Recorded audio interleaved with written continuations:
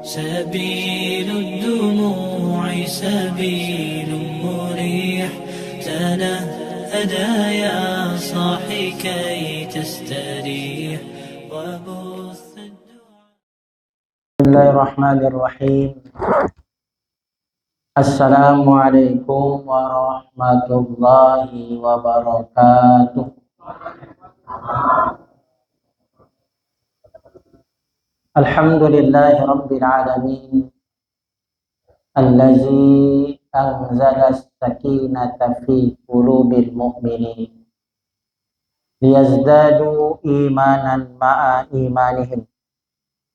Asyhadu an la ilaha illallah wahdahu la syarika lahul haqqul mubin wa asyhadu anna Muhammadan abduhu wa rasuluh al-mab'utsu rahmatan lil alamin. Allahumma shalli ala nabiyyina Muhammadin wa ala alihi wa ashabihi ajma'in. Amma ba'du, qala Allah ta'ala fi kitabihil karim. A'udzu billahi minasy syaithanir rajim.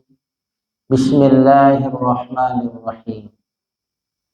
Ya ayyuhalladzina amanu taqullaha wa qulu qawlan sadida yuslih lakum a'malakum wa yaghfir lakum dzunubakum wa may yuti'illaha wa rasulahu faqad faza fawzan 'azima.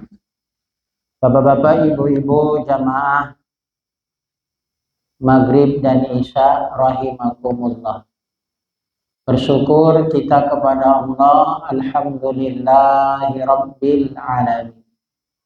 Bersalawat kita kepada Rasulullah, Allahumma shalli ala nabiyyina Muhammad wa ala ali Muhammad. Bapak Ibu rahimakumullah, kembali kita melanjutkan kajian kita tentang akidah akhlak. Mengenal, mengimani Allah dengan nama dan sifatnya. Walillahil asma'ul husna fad'uhu biha. Allah itu memiliki nama-nama yang indah. Maka berdoalah dengan nama Allah itu. Maka salah satu cara mengimani Allah adalah dengan mengenal nama Allah dan sifatnya. Allah itu memiliki nama-nama indah yang disebut Asmaul Husna. Maka di malam ini kita akan mengkaji tentang nama Allah. Yang pertama, asma Allah, nama Allah Al-Alim. Karena pentingnya mengenal nama Allah itu untuk menguatkan cinta kita kepada Allah. Bak kata pepatah, tak kenal maka tak sayang, tak kenal maka tak cinta, tak kenal maka tak cinta, maka tak sayang. Maka bagaimana kita akan cinta kepada Allah kalau kita tidak mengenal Allah? Maka manfaat kita mengenal nama Allah ini melahirkan, menguatkan kecintaan.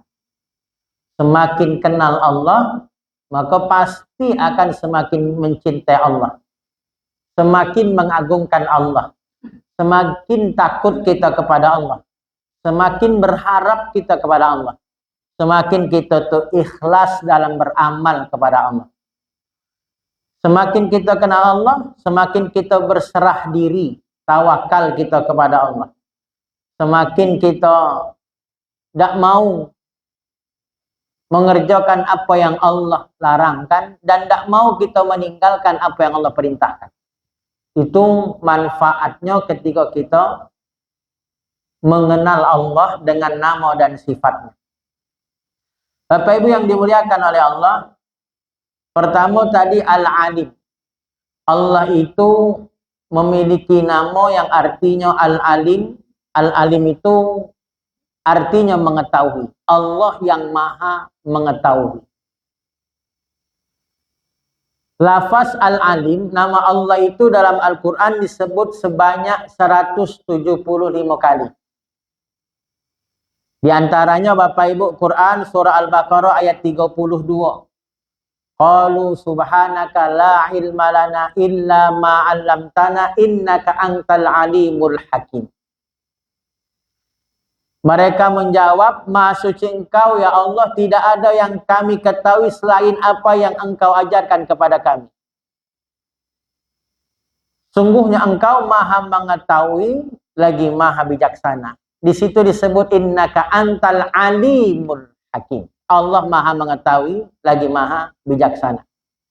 Dalam surat lain, surat Ali Imran ayat 154, wallahu alimum bizatis sudur. Allah Maha mengetahui apa yang ada di dalam hati. Maka banyak ayat yang menyebutkan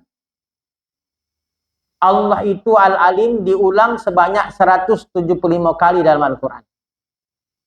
Maka Bapak Ibu, kalau boleh kita ibaratkan Maha mengetahuinya Allah itu, ketika kita sadar, yakin Allah itu Maha mengetahui, maka kita pasti akan berpikir untuk berbuat dosa. Ibarat Maha mengetahui Allah, Bapak Ibu, kalau boleh kita buat perumpamaan seperti CCTV lah. CCTV, ketika kita tahu ada CCTV, maka kita pasti akan merasa ada yang mengawasi. Tentu gara-gara CCTV itu kita tidak mau berbuat yang aneh-aneh. Karena kita yakin ada yang nengok dari CCTV. Padahal CCTV itu buatan manusia. Yang nyontengok itu cuma yang nampak. Tapi akan berbeda itu. Ketika ada CCTV, tidak ada CCTV. Maling pun akan mikir kalau ada CCTV. Karena yakin ada yang nengok. Tapi akan berbeda kalau tidak ada CCTV, dia akan berani. Karena tahu tidak akan ada yang nengok, mengawasi. Nah itu baru CCTV kita merasa diawasi. Iko al-alim. Apa maksud Allah Maha mengetahui itu? Allah itu tahu jangankan yang nampak kayak mata.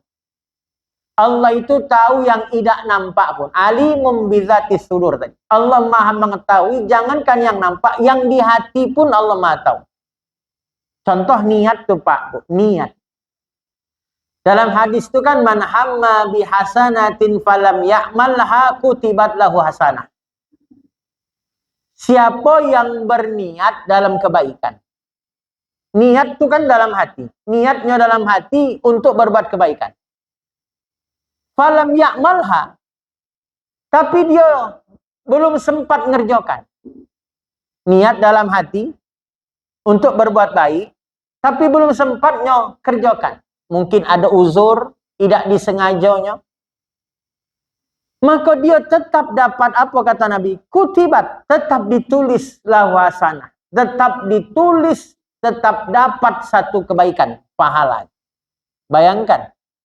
Artinya niat aja dalam hati. Ika kan hati tidak nampak.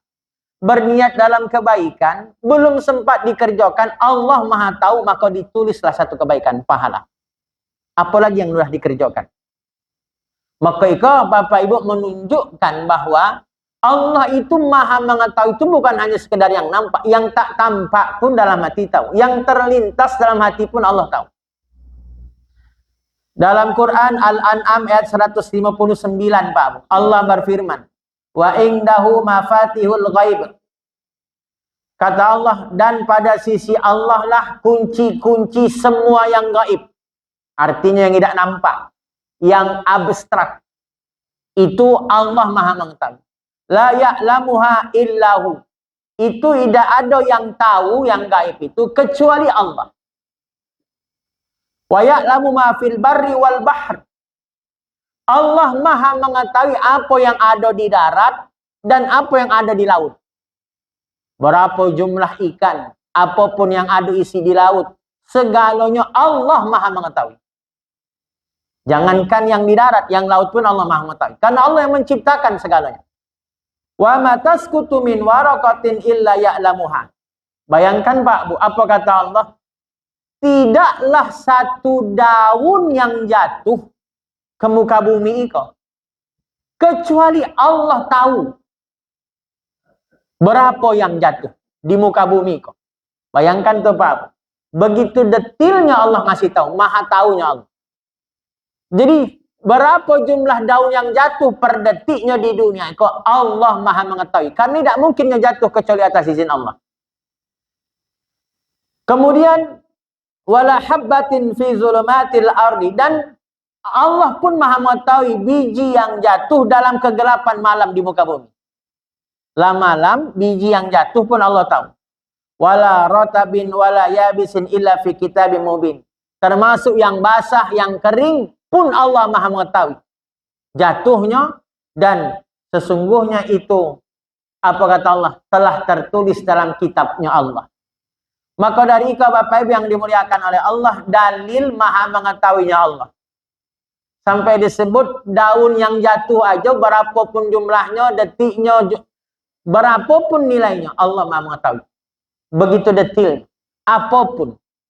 Termasuk perkara yang gaib, yang terjadi hari itu, maupun yang belum terjadi akan datang. Termasuk Bapak Ibu yang sedang viral kini. Akan terjadi megatrust yang diumumkan BMKG. Akan terjadi gempa besar, prediksi BMKG. Akan terjadi tsunami yang tinggi, kata BMKG. Sebagai manusia yang tak punya ilmu, kita boleh aja percaya sebagaimana yang disampaikan oleh BMKG.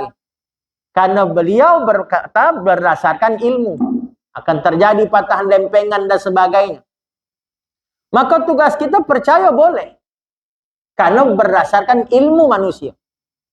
Tapi wajib kita mempercayai lebih dari itu kepada Allah. Yang akan terjadi itu tak akan pernah datang kecuali atas izin Allah. Ma asaba min musibatin illa biiznillah. Tidak akan pernah datang musibah kecuali atas izin Allah. Manusia itu hanya bisa memprediksi, tak bisa memastikan. Samalah kayak perakiraan cuaca. Perakiraan cuaca, besok hujan, tak tahunya tengah hari legat. Artinya manusia itu punya ilmu memprediksi, tapi tak bisa memastikan. Samalah BMKG akan terjadi megatrust, gempa, tsunami. Kita percaya, tapi wajib kita balikkan kepercayaan itu kepada Allah. Lempengan itu makhluk Allah. Bumi kau makhluk Allah. Kalau tidak Allah izinkannya bergerak, tidak akan mungkinnya bergerak. Maka tugas kita mempercayai secara ilmu, tapi wajib mengimani kuasa Allah. Nak gempo, tidak gempo, ya kuasa Allah. Nak megatrust, nak tidak megatrust, ya kuasa Allah. Gempo, tidak gempo, kita bakal mati. Tsunami, tidak tsunami, bakal mati. Dan itu sudah tercatat galau takdir. Wa ma kana li nafsin an tamuta illa biiznillahi kitaban muajjalah. Tidak ada yang bernyawa itu mati kecuali atas izin Allah danlah sampai dalam ketetapan yang Allah tetapkan. Artinya Bapak Ibu, jangankan bumi yang akan gempa misal, daun yang akan jatuh pun tadi Allah Maha tahu. Itulah Al-Alim. Sehingga kalau kita mengimani Allah Al-Alim, Allah Maha mengetahui, yang sedetil itu aja Maha tahu, apalagi yang akan kita lakukan, apalagi dosa kita. Kemudian Bapak Ibu, selanjutnya dalil yang menunjukkan bahwa Allah itu Maha mengetahui. Innallaha indahu ilmu sa'ah. Dalam Quran surah Luqman ayat 34. Sesungguhnya di sisi Allah itu adalah ilmu sa'ah. Tentang pengetahuan hari kiamat. Kita tak pernah tahu kapan kiamat. Tapi pasti kiamat. Manusia mulia yang paling dekat kepada malaikat Jibril, yang dia dekat kepada Allah pun tidak tahu kapan kiamat. Nabi Muhammad SAW. Maka ketika Nabi Muhammad ditanya malaikat Jibril, datang Jibril duduk berhadapan dengan Nabi, nanya malaikat Jibril kepada Nabi Muhammad, mata sa'ah. Kapan kiamat? Kecek Jibril kepada Nabi Muhammad. Maka dijawab oleh Nabi Muhammad, yang bertanya lebih tahu daripada yang ditanya. Jadi kata Nabi Muhammad, ambil tidak tahu, lebih tahulah yang bertanya. Malaikat Jibril aja tidak tahu kapan kiamat. Nabi Muhammad aja tidak tahu kapan kiamat. Tetapi kiamat itu, kata Nabi, la taqumus sa'ah, tidaklah terjadi kiamat kecuali illa yaumil Jumat, kecuali di hari Jumat. Jadi kiamat itu pastinya terjadi, tapi tidak tahu kita terjadi, tapi Nabi kasih tahu harinya hari Jumat. Berarti kiamat lah tahu hari Jumat, lah tahu, cuman hari Jumat yang mana tidak tahu. Karena hari-hari itu kan berbeda. Hari itu kita di Indonesia mungkin katakanlah Jumat. Tapi di Saudi Arabia masih Kamis. Atau mungkin di tempat lain Jumat, di tempat lain sudah Sabtu. Dari hari Jumat yang mana, di tempat mana, kita tidak tahu. Karena hari-hari itu pasti berbeda masing-masing negara. Karena tadi perputaran waktu yang berbeda. Maka tetap tidak tahu. Maka Allah kasih tahu kepada kita, Innallaha indahu ilmus sa'ah. Bukti Allah maha mengetahui, pengetahuan tentang hari kiamat cuma Allah yang tahu. Jadi kalau ada yang memprediksi akan terjadi kiamat tanggal sekian, hari sekian, jam sekian, wajib tidak percaya. Kalau kita percaya, syirik kita. Karena kita mempercayai makhluk daripada Allah. Wa yunazzilul ghais. Dan Allah yang maha menurunkan hujan. Nah, tadi kita tuh manusia cuma bisa memprediksi. Akan terjadi besok hujan. Ternyata besok tidak hujan. Prediksi, perkiraan. Yang memastikan hujan cuma Allah. Apa maksud Allah maha mengetahui tentang hujan? Berapa jumlah air? Allah maha mengetahui. Berapa volume air hujan yang turun? Berapa jam hujan yang turun? Berapa lama? Berapapun jumlah hujan, itu Allah yang maha mengetahui. Manusia cuma memprediksi. Adapun pawang hujan misal, yang bisa menolak hujan, apakah itu bisa terjadi? Kalau Allah tak berkehendak, Allah yang maha berkehendak. Nah, Allah turunkan hujan sehebat apa pawang, Pak. Kemarin viral. Ketika sebelum 17 Agustus, ada di satu daerah dipanggil pawang hujan. Akhirnya hujan lebek di daerah itu. Kami dapat videonya. Dipanggil pawang hujan dari berbagai tempat untuk nolak hujan, biar kelak pas ada acara hari kebangsaan tidak hujan. Ternyata datang pawang tuh hujan malah. Itu bukti. Jadi manusia itu bisa hanya memprediksi. Yang bisa mengalihkan hujan itu cuma Allah. Manusia bisa aja berdoa sebagaimana Nabi. Ketika Nabi sedang khutbah Jumat, Bapak Ibu, ada sahabat, "Ya Rasul, tolonglah doakan biar turun hujan. Itu ternak kita lah banyak mati, kebun lah banyak kering, tolong turunkan hujan." Kering kita kok. Berdoa Nabi, "Ya Allah, turunkanlah hujan." Ketika khutbah. Maka ketika itu langsung hujan turun. Tidak berhenti-henti. Sampai hari Jumat selanjutnya. Akhirnya banjir. Sahabat yang tadi minta turun hujan, minta lagi, "Rasul, tolong doakan biar hujan berhenti." Maka berdoalah Nabi, "Allahumma hawalaina wala alaina." Ya Allah, hujankan di sekeliling kami, jangan di atas kami. Maka hujan pun berpindah. Artinya manusia bisa berdoa. Tapi tidak bisa mengatur hujan. Berdoa Nabi, "Ya Allah, hujankan di sekitar kami, tapi jangan di atas kami." Dan doa itu dikabulkan oleh Allah. Hujan pun berhenti menghujani yang sekitar, bukan yang di atas. Nah, dari situ Bapak Ibu pelajarannya apa? Hujan itu tidak bisa kita atur. Karena Allah yang jamin, wa yunazzilul ghais. Allah yang menurunkan hujan. Baik segala yang hubungan dengan hujan, berapa jumlah volume air hujan, Allah maha mengetahui. Manusia tidak akan pernah tahu. Itulah maha mengetahuinya Allah. Wa ya'lamu ma fil arham, dan Allah mengetahui apa yang ada dalam rahim. Bayangkan Pak Bu, belum lahir aja Allah lah tahu dalam rahim. Hari itu mungkin kita bisa tahu, dokter kandungan mungkin bisa tahu apa yang ada dalam rahim, jenis kelamin. Tapi sekali lagi itu cuman prediksi, perakiraan. Banyak itu. Oke, cek dokter Iko lanang. Maka orang tuanya tadi lah siapkan segala baju lanang. Pas lahir, Tina anaknya. Namun tadi lah disiapkan lanang. Ternyata kan banyak prediksi. Jadi manusia itu hanya bisa memprediksi. Tidak bisa memastikan. Apapun termasuk dalam rahim. Dalam rahim itu, nah jenis kelaminnya apa, tangannya ada berapa, jempolnya ada berapa, rezekinya ada berapa, matinya kebila. Situ sudah Allah jaminkan al-alim ketika dalam rahim. Manusia tidak pernah tahu. Wa ma tadri nafsun maza taksibu ghadan. Kemudian kelanjutan ayat itu apa kata Allah? Termasuk maha mengetahuinya Allah, tidak ada seorang pun yang dapat mengetahui apa yang akan lakukan besok. Aiko Pak, apa yang akan lakukan besok? Kita tuh bisa berencana. Betapa banyak kita, besok ambo nak pai ke kampung itu. Besok sakit. Tak jadi pai, tak jadi, gagal. Besok ambo nak ke situ. Ternyata gagal. Ada halangan, ada hambatan. Artinya Bapak Ibu, kalau Allah pastikan, tidak akan ada satupun yang tahu apa yang akannya bisa kerjakan besok. Itu cuma rencana. Tapi pastinya cuma Allah yang maha mengetahui.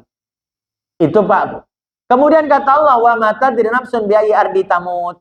Dan tidak pernah ada yang tahu di bumi mananya bakal mati. Tapi Allah maha tahu. Kita kau Bapak Ibu tidak pernah tahu di mana tempat kita mati. Karena Allah yang pastikan. Maka berbicara kematian, di mana mati kita tidak tahu. Kapan mati kita tidak tahu. Dalam kondisi apa kita mati tidak pernah tahu. Kita tidak pernah tahu tentang kematian itu. Kebila mati, kemudian di mana mati, dalam kondisi apa mati kita tidak pernah tahu. Tapi Allah maha mengetahui. Kebila mati, di mana mati, dalam kondisi apa mati. Kira-kira dari 3 kau Pak Bu. Yang mana yang paling penting? Kebila mati, di mana mati, dalam kondisi apa kita mati. Yang mana 3 kau yang paling penting jadi perhatian kita. Dalam kondisi apa kita mati. Iko yang paling penting. Kalau kebila mati, tidak masalah. Nak hari ko, nak besok, nak lusa, pasti ke mati itulah. Maka bukan kebila matinya yang kita pikirkan. Kemudian di mana mati? Nak di mana pun mati juga tidak jadi masalah. Nak di Bengkulu, nak di Mekah, nak di Madinah, nak di masjid, nah itu bukan jadi masalah. Karena tidak ada jaminan mati di masjid itu husnul khotimah. Tidak ada jaminan mati di tempat elok, mati husnul khotimah. Ada orang mati di masjid, tapi rupanya lagi maling celengan masjid. Misalnya tuh Pak. Pas nak maling celengan masjid, kena jantungnya. Serangan jantung, matinya di masjid. Weh elok, gaci orang matinya di masjid. Padahal lagi maling celengan masjid. Dan tidak ada jaminan juga orang mati di tempat buruk, matinya buruk pula. Ketika mungkinnya mati di tempat buruk, tempat maksiat, bisa jadinya sedang lewat. Atau bisa jadinya sedang berdakwah. Atau sedang jadinya nak mencegah kemungkaran. Maka tadi bukan masalah tempat matinya yang kita pusingkan. Tapi apa? Dalam kondisi matinya yang kita tak khawatirkan. Jangan sampai mati kita dalam kondisi su'ul khotimah. Itu yang kita takutkan. Kalau kapan mati, di mana mati, insya Allah tidak usah khawatir. Yang takut kondisi mati. Maka kita diajarkan Nabi berdoa mati dalam husnul khotimah. Iko Pak Bu. Maka Nabi ajarkan doa, Allahumma rzuqni husnal khotimah. Ya Allah berikanlah rezeki kepadaku untuk mati dalam kondisi husnul khotimah. Bapak Ibu yang dimuliakan oleh Allah SWT, iko diantara Allah ajarkan bahwa Allah itu maha mengetahui. Jangankan yang nampak kayak kita. Yang tidak nampak pun Allah tahu. Detil rinci. Apa yang akan terjadi besok. Apa yang akan terjadi hari itu. Dan apa yang tidak akan terjadi. Allah maha mengetahui. Maka tidak tepat kalau kita ngecek. Kadang kan Bapak Ibu kita ngecek. Ketika Kamila bawanya berobat. Tapi Allah berkehendak lain. Ngecek kita. Allah kehendak lain. Memang itu kehendaknya mati itu. Kehendaknya Allah mati. Jadi kehendak kita hidup. Tapi kehendak Allah kan mati. Maka tidak bisa kita kata Allah berkehendak lain. Yaitu memang kehendak Allah kalau kematian itu sudah Allah tetapkan. Kehendak yang lain itu kehendak kita. Bukan kehendak Allah. Nah itu Bapak Ibu yang dimuliakan oleh Allah. Selanjutnya yang kedua. Allah itu memiliki nama Al-Khabir. Jadi Al-Alim, Al-Khabir itu hampir mirip. Kalau Al-Khabir, Allah maha mengetahui, Allah maha teliti. Jangankan yang tadi nampak, saking maha mengetahuinya Allah, yang konkret sekalipun terlintas di hati Allah tahu. Itu Al-Khabir. Jadi kalau Al-Alim, Allah maha mengetahui yang menurut kita tampak, yang akan terjadi. Kalau Al-Khabir, yang abstrak pun Allah tahu. Maka disebut juga Al-Khabir itu dalam Al-Quran sebanyak 45 kali dalam Al-Quran. Al-Khabir, maha telitinya Allah. Sehingga Allah itu tidak pernah salah dalam menetapkan pahala untuk kita. فَمَنْ يَعْمَلْ مِثْقَالَ ذَرَّةٍ خَيْرًا يَرَهُ وَمَنْ يَعْمَلْ مِثْقَالَ ذَرَّةٍ شَرًّا يَرَهُ. Tidak mungkin Allah itu salah ngasih pahala. Itu saking maha telitinya Allah. Maka Allah pastikan dalam Al-An'am 160, "Man jaa'a bil hasanati falahu asyru amsalihha. Wa man jaa'a bis sayyi'ati fala yujza illa mislaha. Wa hum la yuzlamun." Apa kata Allah? Siapa yang berbuat satu kebaikan, siapa yang berbuat satu kebaikan, maka Allah janji satu kebaikan itu Allah kasih pahala 10 kebaikan pahalanya. Dan siapa yang berbuat satu kesalahan, Allah tidak kalikan 10, tapi Allah satu kalikan dosanya. Dan mereka, kata Allah, tidak pernah Allah zalimi. Jadi Bapak Ibu, saking maha telitinya Allah, maha mengetahuinya Allah, Al-Khabir. Allah lah pastikan, tidak kan mungkin Allah itu berbuat zalim. Tidak mungkin ada orang berbuat baik, tidak dikasih pahala. Tidak mungkin pula ada orang berbuat dosa, orang berbuat jahat, tidak Allah kasih dosa. Allah maha adil. Tapi saking sayangnya Allah, apa kata Allah Pak? Siapa yang berbuat satu kebaikan itu Allah janji 10 pahala. Satu dosa, satu kesalahan, itu cuma dicatat 1 dosa. Jadi kalau kelak kita ditimbang amal kita, kok ya banyak dosa daripada pahala, itulah terlalu jahat jadi manusia. Lah kenapa Pak Bu? Lah satu kebaikan, 10 pahala. Satu kesalahan, 1 dosa. Artinya apa Pak Bu? Sekecil-kecil apa kebaikan hari kau yang kita lakukan, itu dijanjikan Allah 10 pahala. Sekecil-kecil apa kebaikan, itu 10 pahala. Maka ikut Bapak yang dimuliakan oleh Allah, maha telitinya Allah dalam memberikan jaminan kepada hambanya. Maha teliti Allah memberikan pahala lah. Maha teliti Allah dalam menciptakan makhluknya. Maka tidak ada ciptaan Allah itu yang salah. Tidak ada termasuk takdir itu Pak Bu yang salah. Itulah maha telitinya Allah. Kata Nabi Pak Bu, saking maha telitinya Allah itu, maha teliti Allah. Segala yang akan terjadi itu sudah Allah tetapkan. Kata Allah, maqadirul khalaiq qabla an yakhluqas samawati wal ard bi 50 alfasanah. Apa kata Nabi? Allah itu sudah menetapkan takdir segala makhluknya. Termasuk Megatrust tadi. Itu 50.000 tahun sebelum Allah ciptakan langit dan bumi. Bayangkan tuh Pak. Maha telitinya Allah. Maha mengetahuinya Allah.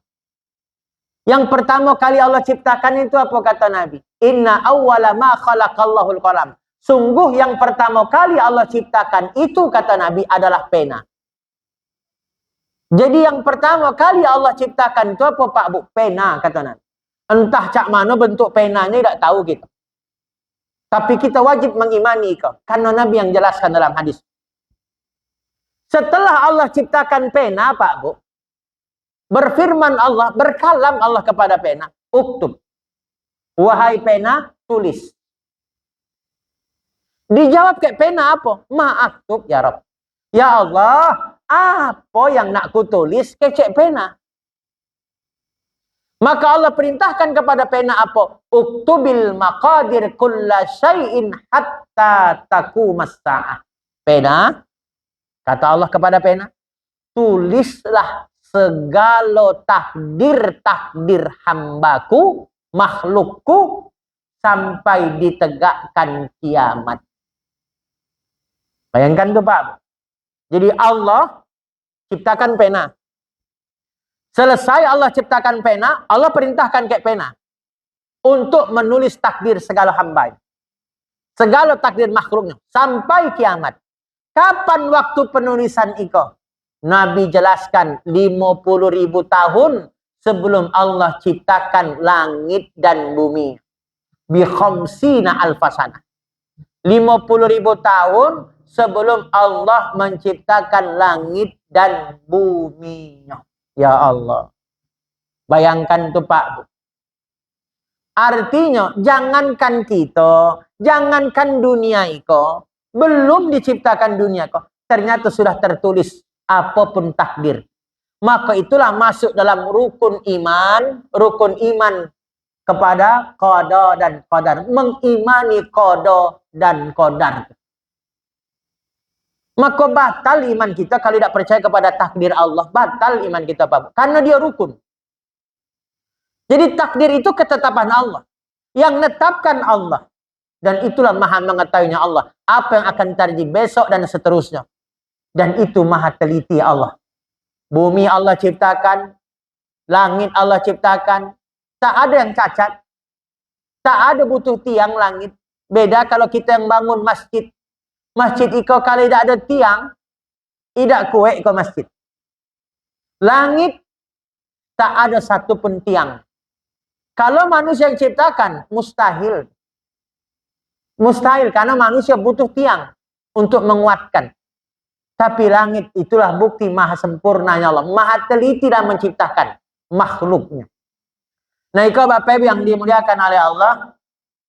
Yang dimaksud Asma'ul Husna Al-Khabir, Allah maha mengetahui, Allah maha teliti dengan rinci. Yang abstrak, yang tak tampak sekalipun. Selanjutnya Bapak Ibu, mengimani Allah Al-Basir. Al-Basir itu artinya Allah maha melihat. Diulang dalam Al-Quran sebanyak 42 kali.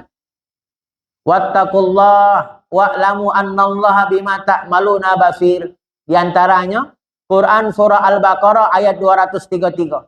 Bertakwalah kamu kepada Allah dan ketahuilah bahwa Allah itu maha melihat apa yang kamu kerjakan. Kalau kita mengimani Pak Bu, Allah itu maha melihat. Nama Allah, sifat Allah yang maha melihat. Maka tentu Bapak Ibu, kita itu pasti takut untuk berbuat dosa. Kenapa ada orang berani berbuat dosa? Karenanya lupa Allah kau maha melihat. Ketika kita sadar Allah itu maha melihat, maka akan lahir yang disebut muraqabatullah. Merasa diawasi Allah. Merasa di CCTV kita oleh Allah. Itu Bapak Ibu bisa kita rasakan ketika bulan Ramadan. Bulan puasa. Bulan puasa itu, kalau kita perhatikan, kita tuh merasa ditengok Allah itu cuma di bulan Ramadan masalah.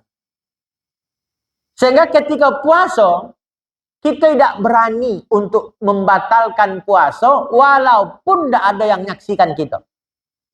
Tengoklah Pak, di kamar sekalipun, kita kunci kamar sekalipun, tidak ada yang nengok seorang pun. Kita pastikan tidak ada yang nengok. Tapi pertanyaannya, apakah berani kita membatalkan puasa kita? Pasti kita tidak berani membatalkan puasa kita, selama kita tadi beriman. Walaupun tidak ada yang nengok. Pertanyaannya, kenapa kita tidak berani membatalkan puasa kita? Karena kita merasa ditengok Allah. Merasa diawasi oleh Allah. Kumur-kumur ketika kita berwudu. Kadang kita tidak mau kumur-kumur. Bahkan kita sering meludah. Saking takutnya tadi, batal puasa kita ketika puasa. Lebih sering kita meludah, takut tertelan liur. Padahal nelan liur tidak batalkan puasa. Kumur-kumur juga memang tidak batalkan puasa. Makruh memang. Yang batalkan puasa itu 3 kali kumur-kumur, sekali keluar. Nah, itu yang batal. 2 kalinya hilang. Nah, itu baru batal. Tapi kalau kumur-kumur 3 kali masuk, 3 kali keluar, itu tidak batal. Cuman makruh memang. Maka berkumur-kumur ketika puasa, hukumnya jadi makruh. Berkumur-kumur ketika sedang tidak puasa, hukumnya sunnah. Maka ketika puasa lebih baik, tidak usah kumur-kumur. Sunnah, apalagi di tengah hari. Tapi tidak batal puasa selama kita yakin tidak tertelan, makruh aja. Maka kalau Bapak yang dimuliakan oleh Allah, maka Allah itu ketika kita sadar al-basir, yang maha mengetahui apapun yang kita buat, maka berarti akan lahir yang nama apa Bapak Ibu kita tadi muraqabatullah, merasa diawasi Allah. Konsekuensinya kita takut nak buat dosa. Takut kita berbuat dosa karena ada yang maha melihat, ada yang maha menatap, ada yang mengawasi. Berarti kenapa ada orang berani berbuat dosa? Kenapa ada orang berani berbuat zina? Kenapa ada orang berani pokoknya berbuat maksiat? Karena lupa mengimani Allah al-basir. Lupa mengimani Allah. Oh ya Allah tu maha melihat. Maka ikut Bapak Ibu yang dimuliakan oleh Allah, pentingnya kita mengimani Allah al-basir, yang maha melihat. Dengan nama-nama Allah tadi. Al-alim, maha mengetahui Allah. Sehingga apapun dosa pasti Allah tahu. Jangankan yang nampak, yang terniat pun dapat Allah ketahui. Al-basir, maha melihatnya Allah. Selanjutnya Bapak Ibu, Asmaul Husna selanjutnya, Allah itu memiliki nama As-Sami, yang maha mendengar. Apa maksud Allah itu maha mendengar Bapak Ibu? Jadi As-Sami artinya Allah itu maha mendengar. Satu, Allah maha mendengar apapun doa kita. Ud'u rabbakum tadarruan wa khufyah. Berdoalah kamu kepada Rabbmu Tuhan dengan rendah hati dan takut. Tidak usah nak kencang-kencangian berdoa. Karena Allah itu tidak bisu. Allah itu tidak tuli. Allah maha mendengar. Maka disebut Allah itu As-Sami. Apa Pak Abu? Allah janji mendengar doa kita. Maka kita tuh minta perlindungan kepada Allah. Jangan sampai doa kita tidak didengar. Kan ada doa minta perlindungan 4. Allahumma inna na'udzubika min, diantaranya dari 4 itu, min du'ain la yusma. Aku berlindung kepadamu ya Allah dari doa yang tidak didengar. Jadi jangan sampai berdoa tidak didengar Allah. Lah kalau tidak didengar berarti tidak dikabulkan. Allahumma inni a'udzubika min ilmin la yanfa, wa min qalbin la yakhsha, wa min nafsin la tasba, wa min du'ain la yusma. Ya Allah, aku berlindung kepadamu dari ilmu yang tak bermanfaat. Aku berlindung kepadamu dari hati yang tak khusyuk. Aku berlindung kepadamu ya Allah dari jiwa yang tak pernah kenyang. Dan aku berlindung kepadamu ya Allah dari doa yang tidak didengar. 4 iko doa diajarkan Nabi, kita minta perlindungan kepada Allah. Maka Allah itu maha mendengar. Apa maksudnya Bapak Ibu? Apapun doa kita, Allah pasti dengar. Walaupun mungkin tidak langsung doa itu dijawab. Tidak langsung dijawab. Karena doa itu Bapak Ibu, Allah kabulkan. Itu caranya Allah kabulkan ke Nabi ada 3. Bisa jadi di dunia, segera. Bisa jadi kelak dikabulkan, ditunda setelah dunia, akhirnya di akhirat. Yang ketiga, bisa jadi dijauhkan dari bala. Cara Allah mengabulkan doa, mendengar doa kita. Bisa jadi doa itu dikabulkan pertama segera di dunia. Ukuran segera itu apa Pak Bu? Selama kita masih hidup di dunia. Boleh jadi hari kau berdoa, 40 tahun setelah itu baru Allah kabulkan. Tapi itu segera. Sebagaimana Nabi Musa berdoa, diaminkan oleh Nabi Harun, agar Fir'aun binasa. 40 tahun baru binasa Fir'aun. Dari jarak Nabi Musa berdoa. Tapi itu segera. Ada Allah kabulkan doa di dunia. Bukan di dunia, setelah di dunia. Di akhirat. Ternyata doa kita didengarkan Allah. Dengan cara doa itu memberikan timbangan pahala kita. Termasuk Allah maha mendengar doa kita Pak. Apa? Dijauhkanlah kita dari bala. Berdoa A, Allah kabulkan B. Maka berdoa itu bisa menolak bala. Termasuk yang akan terjadi megateras. Tugas kita berdoa, jauhkan kami dari bala. Maka kata Nabi, la yarudul qadar illa doa. Tidak ada yang bisa menolak takdir kecuali doa. Inilah Bapak Ibu yang dimuliakan oleh Allah, mengimani Allah yang memiliki nama dan sifat. Allah yang maha mengetahui, al-alim, al-khabir, Allah maha mengetahui dan maha teliti, as-sami, Allah maha mendengar, dan al-basir, Allah yang maha melihat. Semoga menambah keimanan kita, keyakinan kita untuk semakin mengenal Allah, semakin cinta dan semakin takut kepada Allah. Terima kasih, mohon maaf lahir dan batin. Subhanakallahumma bihamdika asyhadu an la ilaha illa anta astaghfiruka wa atubu ilaik. Assalamualaikum warahmatullahi wabarakatuh. سبيل الدموع سبيل مريح تنهدى يا صاحي كي تستريح وبث